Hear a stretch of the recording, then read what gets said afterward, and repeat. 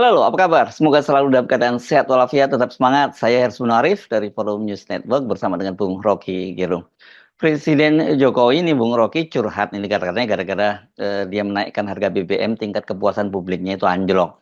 Nah, ini ada info yang sangat menarik ya, misalnya sih disebutkan dari bocor alus Tempo ya. Pak Jokowi itu mengerahkan semua departemen, lembaga sampai pemerintah daerah tingkat 1 dan tingkat 2 ini humasnya itu untuk melakukan glorifikasi keberhasilan pemerintahan Jokowi.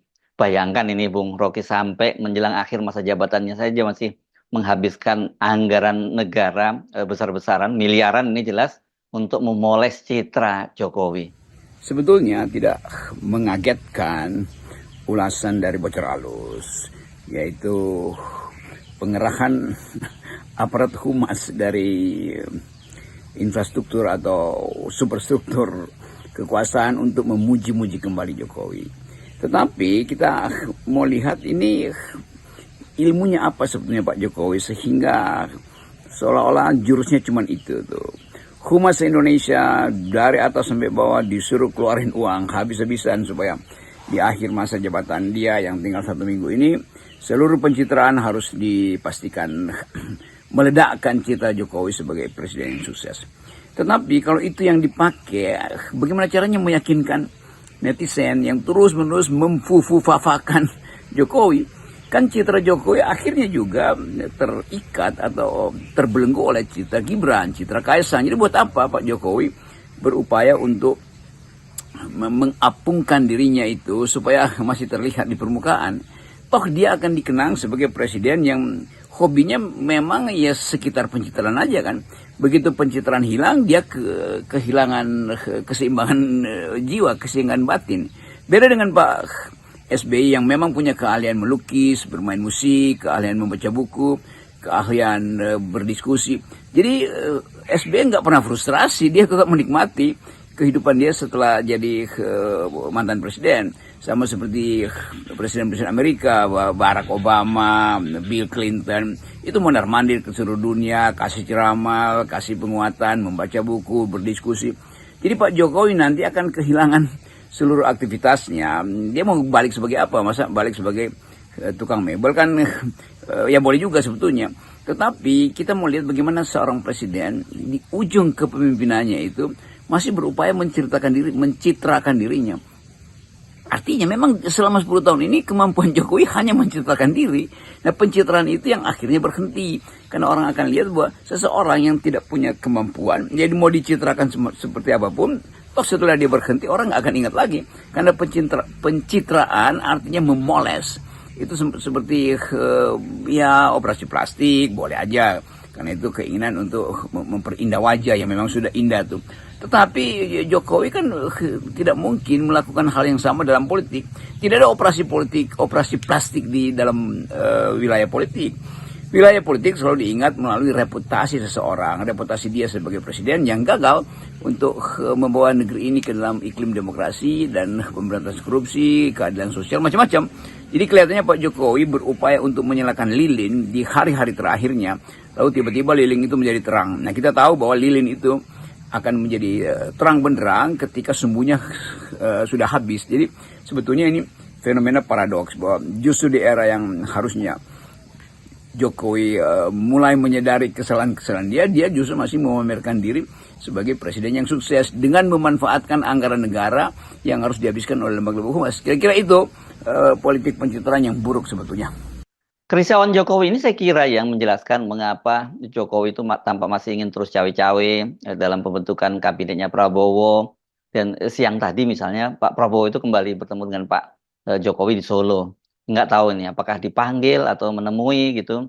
Kan baru beberapa hari yang lalu juga bertemu makan malam berdua yang kata Pak Jokowi lebih dari 2 jam. Dan saya kira ini pasti tetap ada banyak yang juga kaitannya dengan penyusunan kabinet. Kalau saya mengintip kasakusuk penyusunan kabinet terlihat atau sangat terasa bahwa Jokowi ingin mengetahui lebih awal postur dari kabinet Pak Prabowo. Tetapi saya tahu juga bahwa Prabowo akan menyembunyikan itu bahkan 5 menit sebelum dia ucapkan. Jadi kita mulai merasa atau menilai sebetulnya bahwa Jokowi tidak ingin lepas dari kapasitas yang memang dia tidak punyai untuk mengatur kabinet.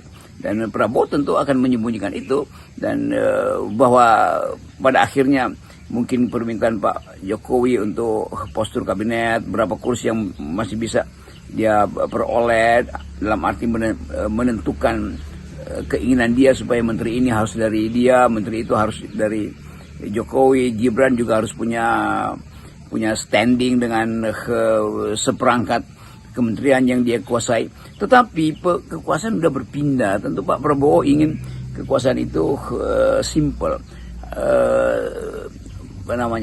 ramping. Tapi karena ada tekanan politik, maka Prabowo memperluas kekuasaan dia yang sangat mungkin juga tidak efektif, karena kekuasaan yang jadi luas justru tidak efisien. Tetapi juga untuk melayani permintaan Pak Jokowi, mungkin beberapa menteri dalam pengertian wakil menteri itu akan diberi pada Jokowi atau memenuhi permintaan Pak Jokowi. Tapi kan wakil menteri itu tidak ada gunanya, tidak berfungsi maksudnya sebagai pengambil keputusan, dan sangat mungkin juga tidak terima pensiun. Tetapi sekali lagi, kalau misalnya wakil menteri diaktifkan, itu artinya ada kebutuhan real dalam teknokrat, dalam manajemen kepemimpinan kabinet. Dan itu mungkin jadi kesenangan Pak Jokowi nanti. Tapi Jokowinya sendiri kan kehilangan pamor. Jadi walaupun Jokowi masih punya proksi di kabinet, tapi itu artinya si menteri juga pada saatnya nanti itu tidak akan lagi mengenali Jokowi sebagai sponsor atau sebagai foster parents dari kedudukan dia di dalam kabinet Jokowi. Tetap dalam kabinet Prabowo maksud saya. Tetap kabinet Prabowo akan berorientasi pada prinsip-prinsip yang mungkin penghematan, itu artinya akan dihemat IKN, akan dihemat kereta cepat, akan dihemat anggaran-anggaran yang dipakai oleh Jokowi untuk memanjakan oligarki, apalagi yang semuanya akan dihemat pasti. Dan kita mulai melihat bagaimana Jokowi sendiri masih berupaya untuk menampilkan diri sebagai masih berpengaruh. Jadi menyewa humas itu atau memaksa atau memerintahkan humas untuk mencitrakan dirinya terus-menerus, itu penanda dari seorang yang mengalami keguncangan kejiwaan karena hendak berhenti berkuasa. Ini jujur aja saya agak terheran ini dengan Pak Jokowi. Apa masih berguna ya pencitraan di akhir masa jabatan tuh? Paling nanti yang muncul itu soal public approval rating begitu ya. Artinya orang tingkat kepuasan pada akhir masa jabatannya Jokowi. Ya terus apa gunanya gitu? Ini paling nanti dia ingin dicatat oleh Pak sejarah gitu, bahwa oh dia presiden yang approval ratingnya tertinggi gitu ya sepanjang sejarah. Mungkin itu saja ya. Yang panen itu ya saya kira sekarang relawan, buzzer. Kita melihat di mana-mana ada baliho besar disebut bahwa Jokowi guru bangsa, atau ini sekarang trending topik hashtag di media sosial terima kasih Jokowi. Tapi untuk apa itu semuanya kalau realitasnya sekarang ini kan menjelang Jokowi lengser itu kehidupan rakyat itu makin sengsara. Ya seperti kembang yang pada akhirnya layu karena akarnya dipotong. Disiram air bergalon-galon pun nggak akan tumbuh lagi tuh. Jadi akar politik Pak Jokowi itu udah dipotong, walaupun ya buzzer senang sedikit lah karena masih dapat kerjaan untuk menyempurnakan pencitraan Pak Jokowi melalui humas. Jadi buzzer akan diaktifkan lagi untuk pasang poster di mana-mana itu menjelang lengsernya dia. Tetapi itu smoke screen aja, itu semacam tabir asap aja, karena setelah asapnya selesai terlihat bayangan dari seseorang yang akan diingat sebagai, bahkan netizen anggap Pak Jokowi itu penipu, karena banyak hal yang baru mulai terlihat bahwa ambisi dia itu mendahului rasionalitas ekonomi, ambisi dia melampaui rasionalitas demokrasi.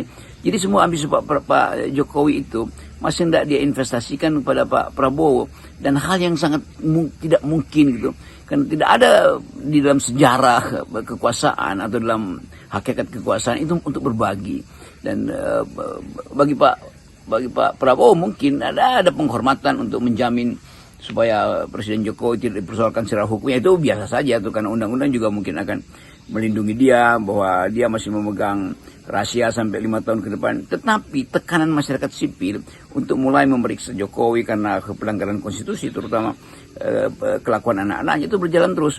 Jadi Pak Jokowi mesti sadari bahwa pada saat dia berupaya untuk memompa penampilan visual dia sebagai presiden yang sukses, kita nggak tahu apa yang bisa divisualisasikan dari kesuksesan itu. Kan satu-satunya yang hendak dia promosikan adalah infrastruktur, apa itu jalan tol, apa itu kereta cepat, apa itu IKN. Semua itu kan berantakan. Jalan tol bukan lagi punya negara, bukan lagi punya publik, walaupun uang dari publik karena sudah dijual pada investor, dan jalan tol makin lama makin mahal. Hanya mereka yang punya uang yang bisa memakai jalan tol. Jadi jalan tol bukan lagi fasilitas publik, hanya fasilitas mereka yang punya uang. Padahal jalan tol di mana-mana dimaksudkan memperlancar kegiatan ekonomi. Ekonomi apa ya? Ekonomi rakyat tuh. Demikian juga kereta cepat yang Jakarta Bandung itu yang akhirnya bangkrut sebetulnya karena perencanaan yang dungu, sehingga subsidinya dihabiskan sebetulnya untuk menekan harga yang tinggi, dan harga keekonomian akhirnya batal, dan itu artinya bahkan sudah disubsidi aja tetap kereta itu kekurangan penumpang. Kan semua ini kalkulasi yang dari awal buruk itu, dan sudah diterangkan oleh para ekonom bahwa itu kereta cepat itu nggak ada gunanya tuh, tapi Jokowi paksakan untuk apa? Untuk diingat. Nah sekarang siapa yang mau ingat itu? Karena janji untuk mengembalikan investasi itu makin lama makin panjang tenornya tuh, jadi jangka waktu pengembaliannya. Nah kita mau melihat soal-soal keburukan ini setelah smoke screen itu selesai di 20 Oktober nanti, maka akan tersingkap siapa sebetulnya Presiden Jokowi. Saya jujur memang sulit membayangkan setelah Jokowi lengser nanti itu dia kemudian dia tetap dalam sorotan media. Ini saya berandai-andai gitu. Saya membayangkan kalau sebagai wartawan dan kemudian ketika bertemu dengan Pak Jokowi dan harus mewawancarai beliau nanti setelah tidak jadi presiden, itu kira-kira topik apa yang pas saya tanyakan kepada Pak Jokowi? Ya saya kira tak terhindarkan bahwa bahkan setelah Gibran dilantik atau Presiden Prabowo menjadi presiden, orang tidak akan lupa pada Jokowi, dan orang akan kejar terus apa yang sebetulnya terjadi selama 9 tahun ini, bagaimana dia memanipulasi anggaran sebetulnya hanya untuk memenangkan pencitraan dia. Tapi lebih dari itu orang akan ingat Presiden Jokowi itu akhirnya akan terlantar secara politik, akan tersingkir secara sosial, akan menderita secara psikologi, karena kita nggak bisa bayangin setelah dia lengser mau ngapain Pak Jokowi itu kan. Watak aslinya kan akan muncul bahwa dia memang incapacity atau under capacity.